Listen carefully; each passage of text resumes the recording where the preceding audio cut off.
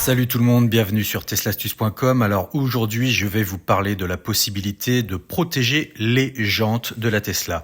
Alors moi, je roule sans les Aero Wheels, mais même avec, eh bien, vous pouvez rayer le contour des jantes. Ça m'est encore arrivé dernièrement. Alors heureusement, il existe le stylo correcteur de Green Drive qui marche super bien, mais on va utiliser ces trucs-là. Ça s'appelle les Rim Blades et vous allez voir, c'est plutôt pas mal. Donc dans un premier temps, déjà, je vais corriger ce qui m'est arrivé. Et donc voilà, après avoir poncé, je ne vous refais pas la vidéo, j'en ai déjà fait une sur le sujet. Voici le résultat avec le produit de Green Drive impeccable. Donc on va pouvoir passer à l'installation des Rim Blades. Alors qu'est-ce qu'il y a dans cette boîte ? Eh bien, vous voyez des espèces de joints qui se mettent tout autour de la roue. On va regarder le contenu de ce paquet. Alors bien évidemment, vous allez avoir 4 joints dedans puisque on a 4 roues à sa voiture. Donc voilà, premier joint, deuxième, troisième et quatrième. Et ensuite, on va avoir des choses intéressantes. On va avoir un produit sous forme de lingette ici, Cleaning Wipe. Donc en fait, vous avez des lingettes à 70% d'alcool. Ça va vraiment enlever toutes les impuretés. Et ça, c'est une couche d'accroche. Donc ça, c'est très important. Il va falloir la mettre après avoir nettoyé ses jantes pour que ça adhère parfaitement. Donc on nettoie avec une éponge, de l'eau froide et du pec citron. Et on y va, on n'hésite pas, on frotte partout sur la jante. Donc on en profite pour la nettoyer tant qu'à faire. Mais c'est très important. Et ensuite, donc, on va rincer pour enlever le savon, bien évidemment. Et puis, on va prendre un chiffon pour sécher le tout. Ça, c'est assez important avant d'appliquer la première lingette avec l'alcool à 70 degrés. Donc voilà, on nettoie bien. Et ensuite, n'oubliez pas qu'il faut surtout bien nettoyer entre le pneu et la jante. C'est là où souvent les impuretés arrivent le plus. Donc voilà la première lingette. C'est très simple, on va faire le tour de la jante là où on va aller appliquer les Rim Blades. Donc vous faites bien tout le tour et vous allez voir, malgré le fait que j'ai nettoyé les jantes, on va retrouver énormément de saleté. Et pourtant, j'ai bien frotté à l'éponge avec le pec citron, mais vous allez voir l'état de la lingette une fois le tour terminé, c'est assez impressionnant. Donc c'est pas pour rien qu'il faut faire cette étape, et c'est pour ça que c'est fourni avec les Rim Blades, c'est plutôt pas mal.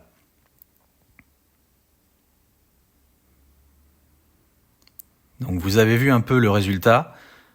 J'ai pourtant nettoyé avant à l'éponge, j'ai pourtant bien frotté, et voilà ce que ça donne.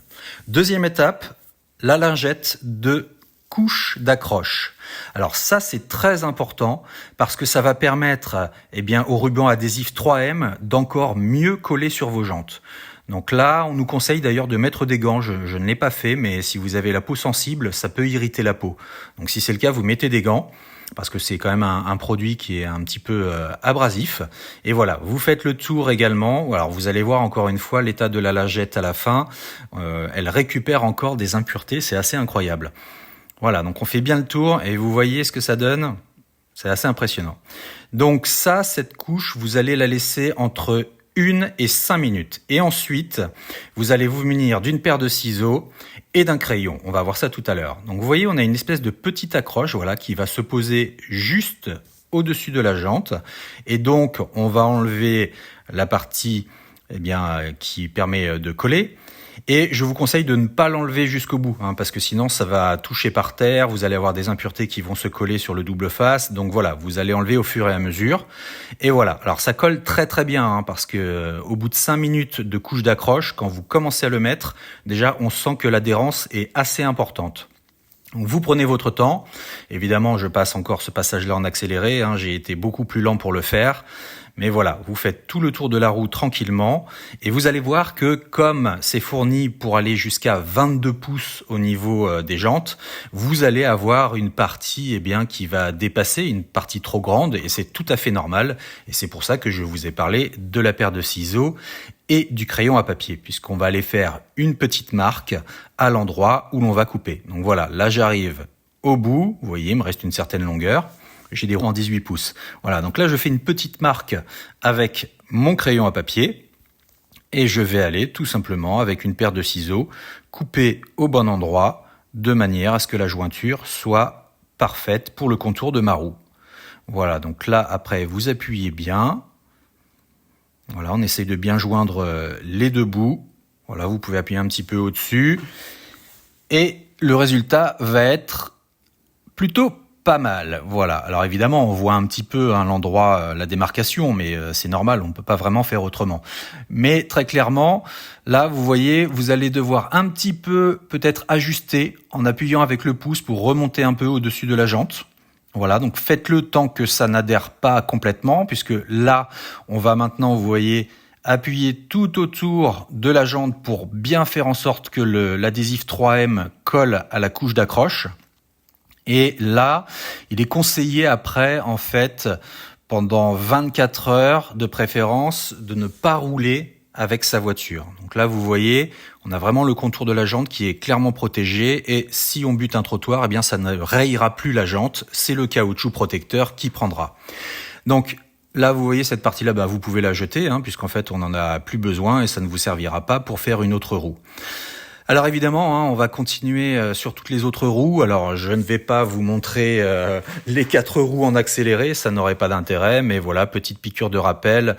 La première lingette après avoir nettoyé vos jantes à l'éponge. La deuxième, donc qui va permettre de mettre la couche primaire d'accroche. Voilà, on attend, encore une fois, je le répète, entre 1 et 5 minutes. Il est même préférable d'attendre 5 minutes avant de commencer à poser le joint pour que vraiment l'adhérence soit la meilleure possible. Et donc là, vous voyez, je retire au fur et à mesure le 3M pour éviter que des impuretés au niveau des cailloux, au niveau de ce qui est par terre, viennent se mettre entre le joint et la jante. Ce serait quand même dommage et ça empêcherait d'avoir une parfaite adhérence. Donc voilà, on arrive au bout. Encore une fois, je vais faire ma marque avec le crayon et avec la paire de ciseaux. Je vais couper au bon endroit pour ajuster tout simplement tout autour de ma roue. Et voilà, on est vraiment ici tranquille. On a fait le tour. C'est vraiment la partie en fait la plus fragile. C'est la partie qui va mordre en fait clairement sur le trottoir. Au niveau de la jante, c'est une partie qui ressort un peu du pneu.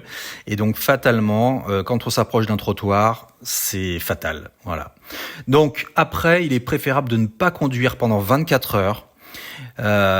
Et ensuite, il faudra éviter de monter au-dessus de 50-60 km/h, on va dire. Il faut en fait attendre 72 heures pour que le processus colle vraiment complètement, entièrement. Donc je le rappelle, avec l'histoire de la couche d'accroche, avec la deuxième lingette, avec ce fameux adhésif 3M, eh bien voilà, 72 heures, au bout de 72 heures, vraiment, ça va tenir sans aucun problème. Et alors, on peut se poser la question de la compatibilité avec les enjoliveurs d'origine Aero Wheels. Est-ce que c'est compatible? Eh bien oui, on va pas faire durer le suspense, tout à fait. Vous pouvez mettre les enjoliveurs Aero Wheels, puisque lorsqu'ils sont mis, justement, cette partie-là est visible. Et donc, même avec les enjoliveurs Aero Wheels, vous pouvez rayer les jantes avec des trottoirs. Donc, le fait de mettre les rim blades, vous voyez, c'est vraiment parfaitement entouré autour de l'enjoliveur et c'est cette partie qui est apparente de la jante qui va être complètement protégée et donc là il est impossible de rayer les jantes de votre Tesla.